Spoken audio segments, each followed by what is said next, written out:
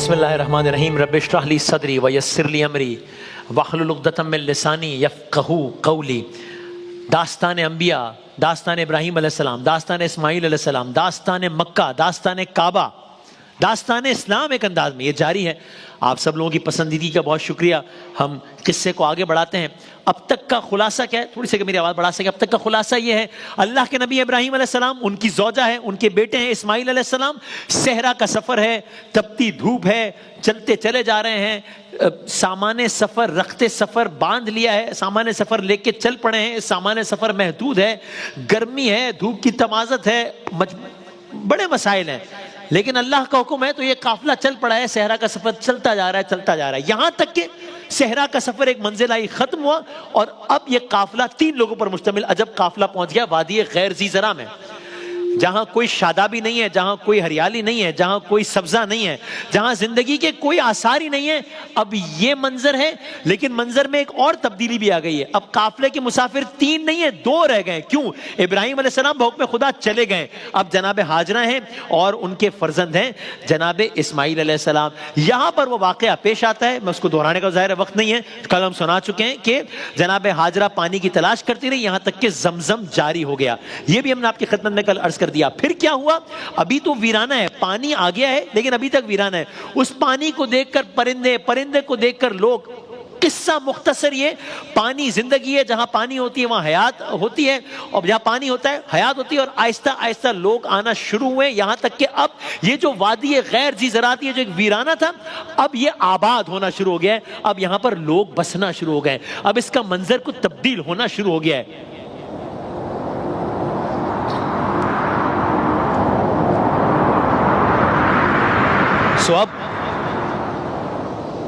اب ہم آج کی داستان ذرا آگے، کچھ آگے بڑھتے ہوئے، کہ اب ہم ان ساری ڈیٹیلز کو اسکپ کرتے ہوئے کہ ابراہیم علیہ السلام یہاں پر آئے، واپس آ گئے ابراہیم علیہ السلام، یہ سارا معاملہ ہو گیا ہے۔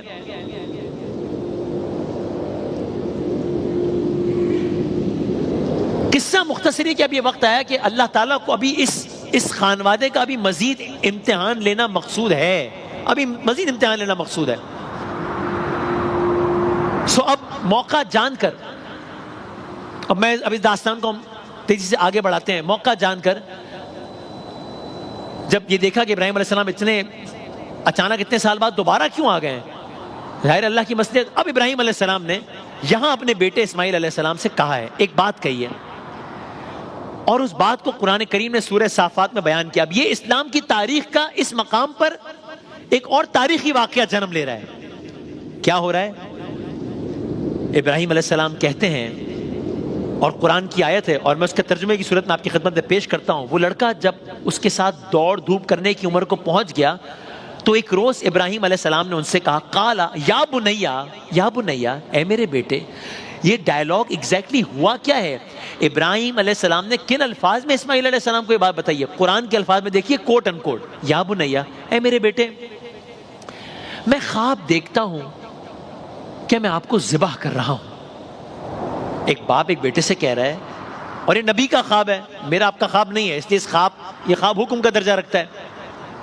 میں خواب دیکھتا ہوں، یا بنیا، میں خواب دیکھتا ہوں کہ میں آپ کو ذبح کر رہا ہوں۔ آپ بتائیے آپ کا کیا خیال ہے؟ یہ تاریخ اسلام کا ایک عجیب سوال ہے جو ایک باپ نے ایک بیٹے سے کیا ہے، اور بیٹا بھی کوئی بہت زیادہ عمر کا نہیں ہے۔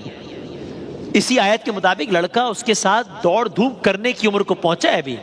جواب سنیے کیا کہنے حضرت اسماعیل علیہ السلام کے۔ پہلے آیا قالا یا بنیا، اے میرے بیٹے۔ جواب آیا قالا یا ابت، اے میرے بابا، اے بابا۔ اتنا ہی کہا ہے اسماعیل علیہ السلام، جو کچھ آپ کو حکم دیا جا رہا ہے کر ڈالیے، ختم، بس۔ آپ اس گھرانے کی عظمت تو دیکھیں کہ کوئی دوسرا سوال نہیں ہے۔ باپ کہہ رہے ہیں یہ ہوا ہے، بیٹا آپ کو جو حکم، بیٹا یہ جانتا ہے کہ میرے والد محترم نبی خدا ہے، خواب بھی حکم ہے، جو کچھ آپ کو حکم دیا جا رہا ہے کر ڈالیے۔ آیت کا اختتام کس جملے سے ہو رہا ہے؟ ستجدنی انشاء اللہ من الصابرین، انشاءاللہ آپ اسماعیل علیہ السلام کو صابرین میں پائیں گے۔ یہ دس از دا اونلی کنورزیشن جو کہ قرآن کریم نے اس واقعے سے متعلق ابراہیم اور اسماعیل علیہ السلام کی بتائی ہے. آگے واقعہ آگے چلتا ہے, آیات بھی آگے ہیں, لیکن واقعہ خواب بتایا کن الفاظ میں, وہ یہ ہے. سو اگر کسی کے ذہن میں یہ آئے کہ یہ باتیں سن کے بیٹا خوف کا شکار, نہ پریشان, نہ ماں سے شکوہ نہیں, بلکہ باپ نے دیکھا کہ بیٹے نے تو مطلب کمال کیا ہے, بیٹے نے تو وہ کہا جو میں نے آپ کی خدمت میں عرض کیا ہے, آپ حکم بجا لائیے بس. اب یہاں سے جو واقعہ آگے بڑھ رہا ہے یہ کئی حوالوں سے بہت اہم ہے. ایک اس لیے کہ اس میں ہر حال میں اطاعت خداوندی کس طرح ضروری ہے, اس واقعہ بتایا جا رہا ہے. دو, ایک مخصوص صورتحال میں ایک باپ کو کیسے ریئیکٹ کرنا ہے, ابھی ایک ماں کو کیسے ریئیکٹ کرنا ہے, ایک بچے کو کیسے ریئیکٹ کرنا ہے, وہ آپ دیکھیے گا. پھر یہ کہ شیطان کی تاریخی تذلیل کا بھی واقعہ ہے, اللہ کی روشن دلیل کا بھی واقعہ ہے, اور اللہ کو بہت پسند بھی ہے یہ واقعہ. اس کے شواہد ہیں اس بات کے کہ اللہ کو بہت پسند ہے یہ واقعہ, اچھا لگا, اللہ یہ عمل اللہ کو بہت پسند آئے گا ابھی جو ہوگا. یہ ان کچھ واقعات میں سے, ہم بہت سارے واقعات سنتے ہیں, ہر واقعے کی عملی طور پر یاد نہیں مناتے. یہ ان واقعات میں سے جس کو صرف سنتے نہیں ہیں, یاد بھی کرتے ہیں. یاد نہیں کرتے بلکہ یاد کرتے ہوئے ایک عمل بھی انجام دیتے ہیں. اور پھر سب سے بڑھ کر اس واقعے کا تعلق صرف ابراہیم علیہ السلام سے نہیں ہے. یہ نقطہ سنیے گا, یہ نقطہ سنیے گا. ابھی جو واقعہ آ رہا ہے اس کا تعلق صرف ابراہیم علیہ السلام سے نہیں ہے, اس واقعے کا تعلق سردار انبیاء احمد مجتبی محمد مصطفیٰ صلی اللہ علیہ وآلہ وسلم سے بھی ہے. اس واقعے کا تعلق وہ کیسے, وہ بھی جب یہ داستان آگے بڑھے گی تو ہم کسی مرحلے پہ عرض کریں گے. آپ نے ہمارے ساتھ رہنا ہے کہ اس واقعے کا تعلق رسول اللہ سے کیسے. یہ تو ان کی آمد سے 100 سال پہلے کا واقعہ ہے, نہیں تعلق ہے, ڈائریکٹ تعلق ہے رسول اللہ سے. خیر, داستان تیزی سے آگے بڑھاتے ہیں. عظیم المرتبت باپ ہیں, اولو العزم بیٹا ہے, اللہ کی رضا میں راضی ہیں, اتفاق ہو گیا ہے. شیطان مایوس ہے جس کی کئی چالیں ناکام ہو چکی ہیں, اب یہ ایک اور چال چلنے چلا ہے. مکہ آباد ہے, اسماعیل علیہ السلام کے پاس آیا ہے شیطان. اب مفہوم عرض کہہ لیجئے کہ کیا ڈائلاگ ہوا, کیا کہا. جن کو کہا گیا ہے کہ آپ کو ذبح کرنا ہے, ان کے پاس شیطان نے آ کر کہا ہے کہ جسے تم اپنا باپ کہتے ہو وہ تو دشمن لگتے ہیں تمہارا, نعوذ باللہ. پہلے انہی نے تمہیں مارنے کے لیے تمہیں اور تمہاری والدہ کو اس وادی میں لا چھوڑا. ورنہ ایسے کون کرتا ہے, کون باپ کرتا ہے ایسے, ایک وادی میں لا کر چھوڑ دیا آپ کو اور آپ کی والدہ کو.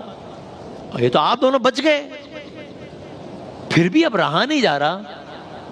تو اب انہوں نے فیصلہ کیا ہے کہ وہ آپ کو تقدیر کے سہارے چھوڑنے کے بجائے خود اپنے ہاتھوں سے ذبح کر دیں گے.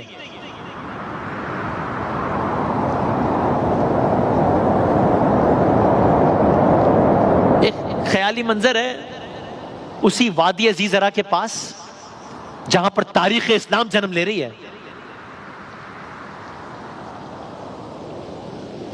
اسماعیل علیہ السلام سے شیطان نے یہ کہا ہے, لیکن شیطان کے ساتھ جو ہوا ہے وہ کیا ہوا ہے. اسماعیل علیہ السلام نے بات سنی ہے, زمین سے ایک کنکر اٹھائے, 2 3 4 5 6 7 کنکریاں اٹھائی ہیں, شیطان کے منہ پر دے ماری ہیں. کنکریاں مارتے ہوئے در حقیقت شیطان پر لعنت کی اور اللہ کے حکم کی اطاعت کا اظہار کیا ہے. ایک خواب 7 کنکریاں. شیطان پھر مایوس, اب کیا کرے. سب سے زیادہ امید تو اسی بچے سے ہوگی کیونکہ اسے بتایا گیا تمہارے گردن پہ چھری چلے گی. یہ تو اس نے تو وہ نہیں کیا.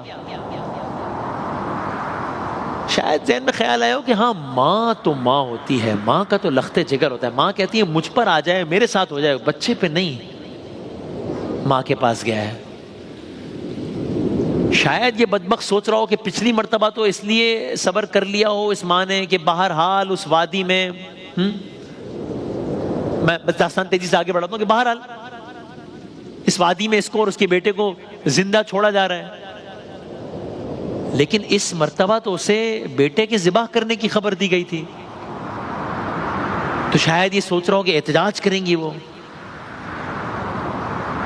اب شیطان آیا ہے، جناب ہاجرہ ہے، شیطان نے بتایا کہ اب تو آپ کا وہ بچہ جو بچ گیا تھا اب آپ کے شوہر کے ہاتھوں ہی ذبح ہونے جا رہا ہے. یہ کیسی مامتا ہے آپ کی؟ آپ بچے کو بچانے کے لیے کچھ کریں گے نہیں؟ ماں نے سب سنا، ماں سب جانتی ہے، ماں اپنے ایمان پر قائم ہے، ماں صبر و استقامت کا پہاڑ ہے. ماں نے کیا کیا؟ بس تاریخ نے دیکھا، چشم فلک نے عجب نظارہ دیکھا جب ایک ماں یہ جانتی ہے کہ بیٹے کے ذبح ہونے کا امکان ہے، اور دوسری طرف ایک انسان یا ایک شیطان جو انسان کے روپ میں آیا، کسی بھی روپ میں آیا، وہ اپنے طور پر کوشش کر رہا ہے کہ یہ مت کرو. اس ماں نے کس طرح جواب دیا؟ نہ صرف یہ کہ اس کی نہ سنی، بلکہ اس ماں نے بھی 1 2 3 4 5 7 کنکریاں اٹھائیں، شیطان پر دے ماری اور شیطان سے برات رب کی اطاعت کا اعلان کر دیا.